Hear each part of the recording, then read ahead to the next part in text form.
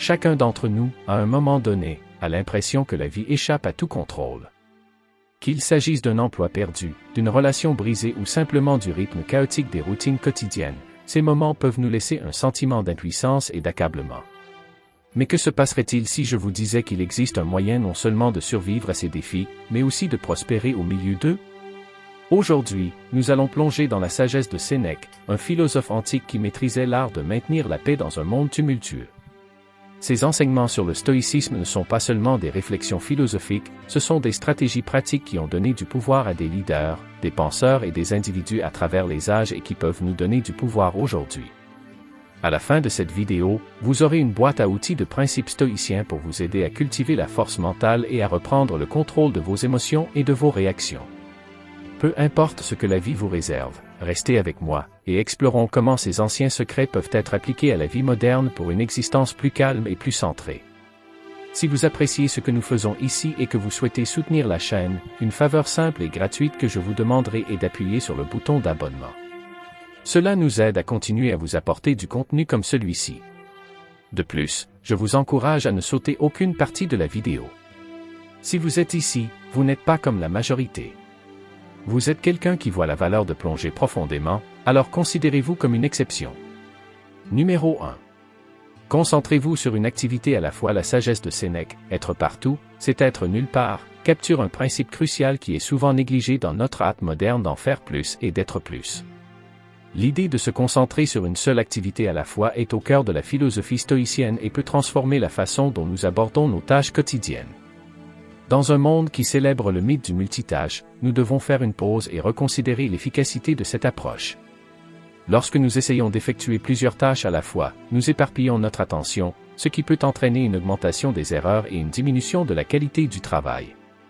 Marc Aurèle, un autre philosophe stoïcien vénéré, s'est fait l'écho de ce sentiment lorsqu'il a conseillé « Concentrez-vous à chaque minute comme un Romain, comme un homme, à faire ce qui est devant vous avec un sérieux précis et authentique, tendrement, volontairement, avec justice, et à vous libérer de toutes les autres distractions. » Il ne s'agit pas seulement d'améliorer la productivité, mais aussi de cultiver une qualité d'esprit qui privilégie la profondeur à l'ampleur. Se concentrer sur une activité à la fois nous permet de nous immerger pleinement dans la tâche à accomplir, qu'il s'agisse d'une mission professionnelle, d'un projet personnel ou d'une conversation significative. Ce type de travail en profondeur favorise un plus grand sentiment d'accomplissement et de satisfaction.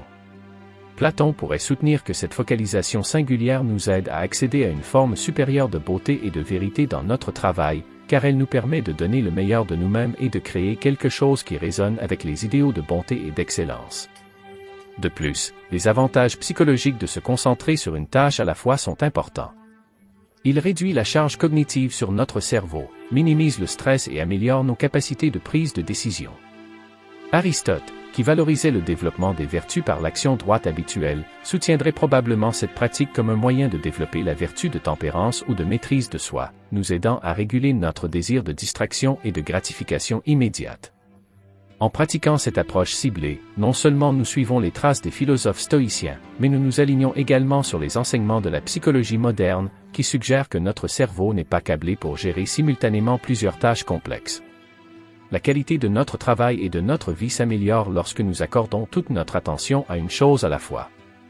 La méthode de Socrate d'enquête profonde et de dialogue, se concentrant intensément sur un sujet à l'exclusion de tout le reste, illustre à quel point cette méthode peut être puissante. Adopter ce principe stoïcien ne nous rend pas seulement plus productifs. Cela fait de nous des individus plus réfléchis, plus paisibles et plus équilibrés. C'est un rejet du chaos du multitâche moderne et une adoption d'un mode d'être plus délibéré et plus déterminé. En pratiquant cela, nous pourrions constater que non seulement nos résultats s'améliorent, mais aussi notre bien-être général. 2. Pratiquez la philosophie pour contrôler vos impulsions. La perspicacité de Sénèque, tous les plus grands tourments sont le résultat d'un esprit indiscipliné, révèle une vérité profonde sur la nature humaine. Nos impulsions incontrôlées peuvent être la source d'immenses troubles émotionnels et de souffrances. Le stoïcisme, qui met l'accent sur l'importance de la maîtrise de soi et de la pensée rationnelle, nous fournit un cadre pour relever ce défi. Plutôt que de réprimer nos émotions, ce qui n'est ni sain ni durable, le stoïcisme nous apprend à les comprendre et à les gérer.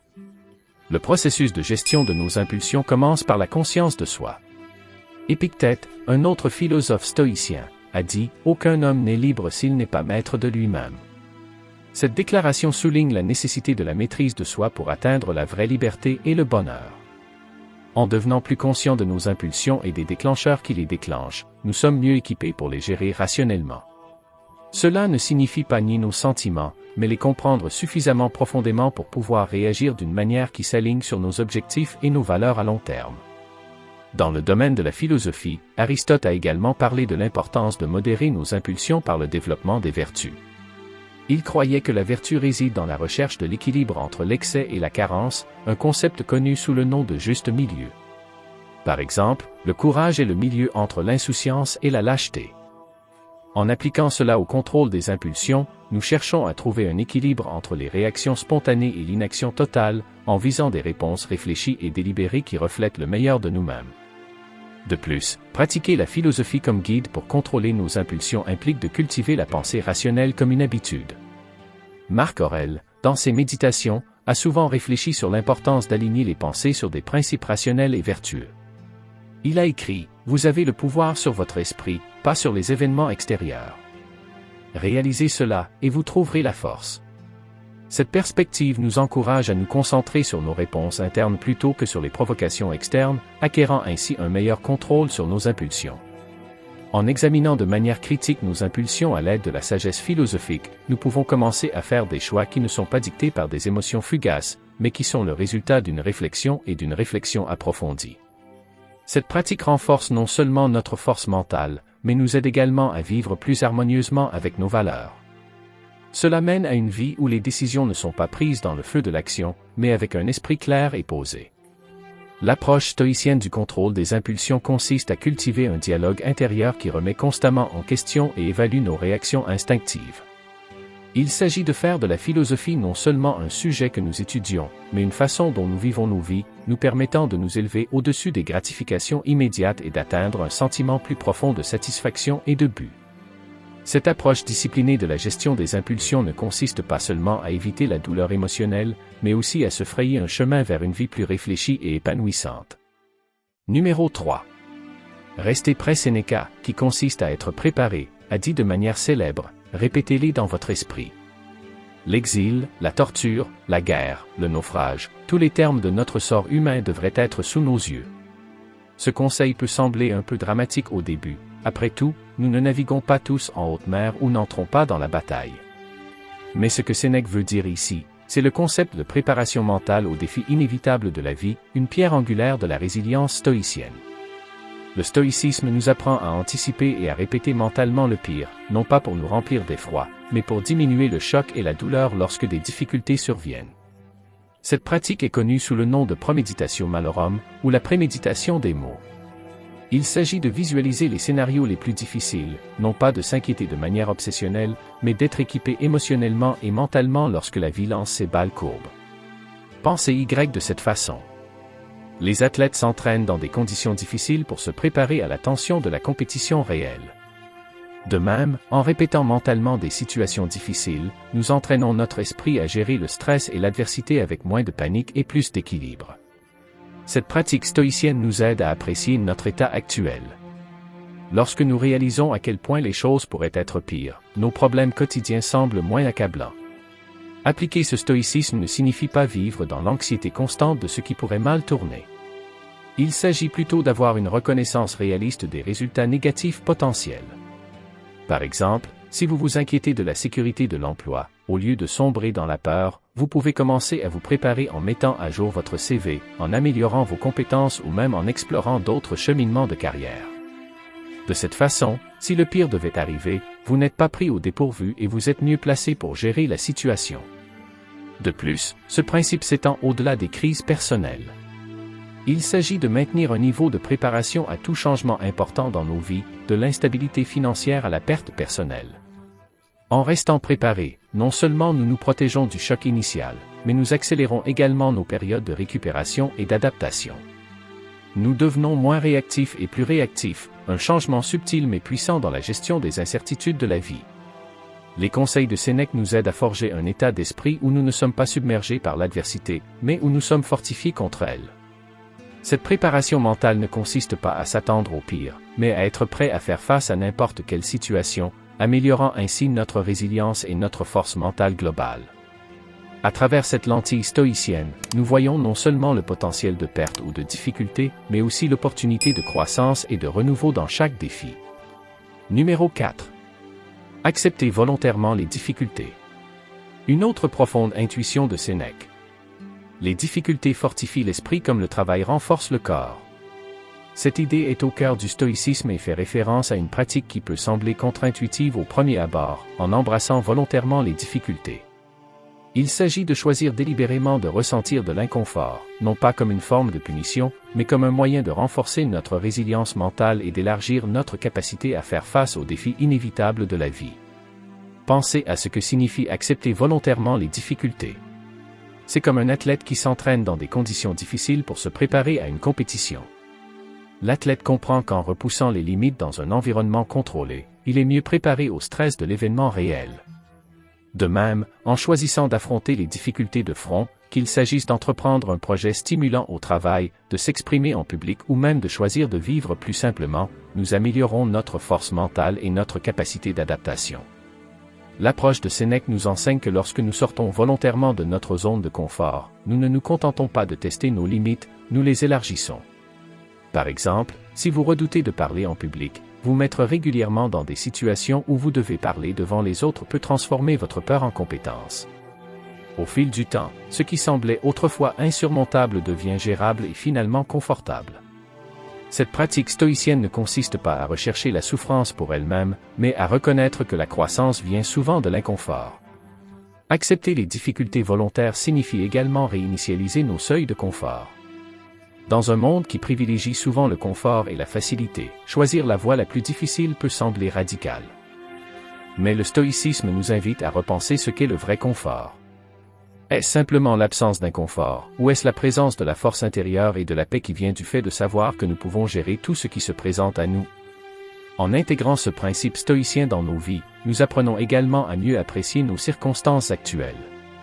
Lorsque nous savons que nous pouvons endurer moins, nous pouvons profiter des plaisirs simples de la vie avec plus de satisfaction. Il s'agit de construire une vie non pas en évitant les difficultés, mais en fondant la résilience. Cela ne signifie pas que nous recherchons la souffrance, mais lorsque des difficultés surviennent, nous les considérons comme une occasion de mettre en pratique nos compétences stoïques. En acceptant les difficultés volontaires, nous favorisons également un profond sentiment d'auto-efficacité. Nous nous prouvons à nous-mêmes que nous sommes capables de surmonter les obstacles, ce qui renforce la confiance en soi. Chaque défi que nous rencontrons et surmontons nous rappelle que nous sommes plus forts que nous ne l'aurions cru. Alors, prenons une page du livre de Sénèque et mettons-nous au défi d'entrer dans l'arène des difficultés volontaires. C'est là que l'on trouvera non seulement des défis, mais aussi les clés d'une vie plus résiliente et épanouissante. Numéro 5. Éviter l'auto-victimisation. Sénèque l'a judicieusement souligné, nous souffrons plus souvent en imagination qu'en réalité. Cette déclaration est un rappel brutal que notre interprétation des événements, et non les événements eux-mêmes, est souvent à l'origine de nos plus grandes souffrances. Il est facile de tomber dans le piège de croire que nous sommes victimes de nos circonstances, ce qui peut conduire à un état d'esprit selon lequel tout nous arrive plutôt que pour nous ou avec nous. Le stoïcisme nous enseigne l'importance de la perception. La façon dont nous choisissons de voir et d'interpréter les défis de la vie a un impact significatif sur notre expérience de ceux-ci. Si nous nous considérons comme des victimes passives, nous renonçons à notre libre arbitre et à notre pouvoir. Cependant, si nous considérons les défis comme des occasions de grandir et d'apprendre, nous gardons le contrôle de nos réponses et sommes plus susceptibles d'aborder la vie de manière proactive. Considérons un scénario courant. Peut-être n'avez-vous pas obtenu de promotion au travail et votre première réaction est-elle de vous sentir mis à l'écart ou discriminé. Bien que ces sentiments soient valables, le stoïcisme nous invite à examiner nos réactions de manière critique. Peut-être voyons-nous la situation uniquement à travers le prisme de la perte et de l'injustice? Et si, au lieu de cela, nous voyons cela comme une occasion de demander des commentaires, d'améliorer nos compétences ou même de réévaluer notre cheminement de carrière pour trouver une meilleure adéquation avec nos aspirations? Éviter l'auto-victimisation ne signifie pas ignorer les injustices ou les difficultés auxquelles nous sommes confrontés. Il s'agit plutôt de déplacer notre attention de ce qui nous arrive à la façon dont nous réagissons à ce qui se passe. Ce changement est puissant. Cela nous fait passer d'un lieu de réaction passive à une participation active dans nos vies. Nous cessons de nous demander « Pourquoi cela m'arrive-t-il » et commencer à me demander « Qu'est-ce que je peux apprendre de cela » Comment puis-je grandir à partir de cette situation? Le stoïcisme nous donne les outils nécessaires pour nous détacher de nos réponses émotionnelles initiales et voir la situation dans son ensemble. Il s'agit de comprendre que même si nous ne pouvons pas toujours contrôler les événements externes, nous pouvons contrôler nos perceptions et nos réactions. Ce changement mental est libérateur et responsabilisant. Cela nous permet de vivre avec un but et une résilience, ce qui nous rend mieux équipés pour faire face aux défis futurs. De plus, la pratique de ce principe stoïcien enrichit nos interactions avec les autres. En refusant de nous présenter comme les victimes perpétuelles, nous favorisons des relations plus saines, caractérisées par le respect et la compréhension mutuelle plutôt que par le blâme et le ressentiment. Nous devenons plus compatissants lorsque nous reconnaissons que, tout comme nous sommes responsables de notre bonheur, les autres le sont aussi du leur. En adoptant la voie stoïcienne, nous nous libérons des chaînes de l'auto-victimisation. Nous prenons en charge notre récit, en reconnaissant que nous sommes les architectes de notre réalité. Cette autonomisation est l'essence du stoïcisme et la clé d'une vie épanouissante et proactive.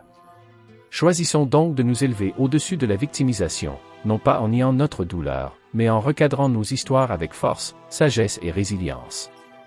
Numéro 6. Passer du temps dans la solitude. Le conseil de Sénèque de se replier sur soi-même autant que possible souligne la valeur de la solitude dans la philosophie stoïcienne. Ces conseils ne sont pas un encouragement à l'isolement, mais plutôt une invitation à s'engager dans une profonde introspection. Dans notre monde interconnecté au rythme rapide, le bruit de la vie quotidienne peut étouffer notre voix intérieure et entraver notre capacité à réfléchir à notre croissance personnelle et à nos valeurs. Le stoïcisme nous enseigne que la vraie solitude est un état de riche conscience de soi et pas simplement un état physique de solitude. Les avantages de passer du temps dans la solitude sont profonds et ont été repris par les philosophes à travers l'histoire. Marc Aurèle, un autre philosophe stoïcien, a souvent écrit sur l'importance de l'introspection dans ses écrits personnels. Il croyait que se comprendre soi-même est essentiel pour vivre une vie de vertu et de but. Il a déclaré « Nulle part l'homme ne peut trouver une retraite plus calme ou plus tranquille que dans sa propre âme ». Cela met en évidence l'idée que la solitude offre un sanctuaire où l'on peut échapper aux exigences du monde extérieur et se concentrer sur le développement intérieur. De plus, la pratique de la solitude nous permet d'explorer nos pensées et nos émotions sans distraction. Cela nous donne l'espace nécessaire pour traiter nos expériences et aligner nos actions sur nos principes. En nous engageant régulièrement dans cette pratique, nous cultivons une compréhension plus profonde de qui nous sommes et de ce que nous voulons vraiment de la vie. Cet alignement est crucial pour vivre authentiquement et s'épanouir personnellement. Aristote a également abordé l'importance de l'autoréflexion pour atteindre l'eudémonia ou l'épanouissement. Il croyait que la connaissance de soi était essentielle pour développer les vertus et vivre conformément à la raison. Dans la solitude, nous pouvons évaluer notre vie de manière critique et faire des ajustements qui reflètent nos vraies valeurs et aspirations. La pratique stoïcienne de la solitude nous encourage également à développer la résilience. Épictète a souligné la nécessité de la réflexion personnelle pour fortifier l'esprit contre l'adversité. Il a conseillé aux individus d'utiliser la solitude comme un outil pour renforcer leur caractère et leur endurance mentale, les préparant ainsi aux défis inévitables de la vie. Il a postulé « Il est en votre pouvoir de vous retirer quand vous le désirez ». La tranquillité intérieure parfaite consiste dans le bon ordre de l'esprit, le domaine du vôtre. De plus, passer du temps seul nous aide à mieux apprécier nos relations et nos interactions sociales. Lorsque nous revenons de périodes de solitude, nous constatons souvent que nous avons plus à offrir aux autres, que ce soit une plus grande empathie, de la patience ou de la clarté. Cela enrichit non seulement nos relations personnelles, mais renforce également nos contributions à nos communautés. La pratique stoïcienne de la recherche de la solitude ne consiste pas à échapper à la vie, mais à approfondir notre engagement avec elle. En nous repliant sur nous-mêmes, nous acquérons la clarté nécessaire pour agir de manière plus réfléchie dans le monde. Sénèque, Marc Aurèle et Épictète nous fournissent tous une feuille de route pour utiliser la solitude non pas comme une retraite de la vie, mais comme un outil pour vivre plus pleinement et plus significativement. Alors que nous terminons la discussion d'aujourd'hui, il est clair que les enseignements du stoïcisme ne sont pas seulement des théories abstraites confinées à des textes anciens. Ils proposent des stratégies pratiques qui peuvent être appliquées à notre vie quotidienne, nous permettant de mener des vies plus réfléchies, plus résilientes et plus utiles. le stoïcisme nous enseigne la valeur de la concentration, le pouvoir de la maîtrise de soi, l'importance de la préparation, la force que l'on trouve dans l'acceptation des difficultés, la libération qui vient du fait d'éviter l'autovictimisation et la clarté que la solitude peut apporter. Chacun de ces principes nous met au défi de nous replier sur nous-mêmes et d'affiner notre caractère, d'affronter nos vies avec honnêteté et courage. N'oubliez pas que le stoïcisme ne promet pas une vie facile. Au contraire, il nous offre les outils pour faire face plus efficacement aux défis de la vie. Il nous encourage à voir chaque obstacle comme une occasion de pratiquer la vertu et chaque difficulté comme une occasion de tester notre résilience. En appliquant ces pratiques stoïciennes, nous ne faisons pas que survivre, nous nous épanouissons, nous cultivons une vie de paix et d'épanouissement de l'intérieur. Dans l'esprit du stoïcisme, continuons à explorer comment nous pouvons appliquer ces sagesses anciennes pour naviguer dans les complexités de la vie moderne. Efforçons-nous d'être meilleurs que nous ne l'étions hier, de vivre avec intention et vertu. Si vous souhaitez poursuivre ce voyage, regardez l'une des vidéos sur votre écran dès maintenant. Ils sont conçus pour vous aider à plonger plus profondément dans les applications pratiques du stoïcisme dans la vie quotidienne. Merci de passer du temps avec nous ici à Stoic Journal. Nous vous sommes reconnaissants de votre curiosité et de votre empressement à grandir à nos côtés. N'oubliez pas que le chemin vers la sagesse est long et difficile, mais chaque pas que vous faites est un pas vers une vie plus significative. Alors, continuez à marcher courageusement.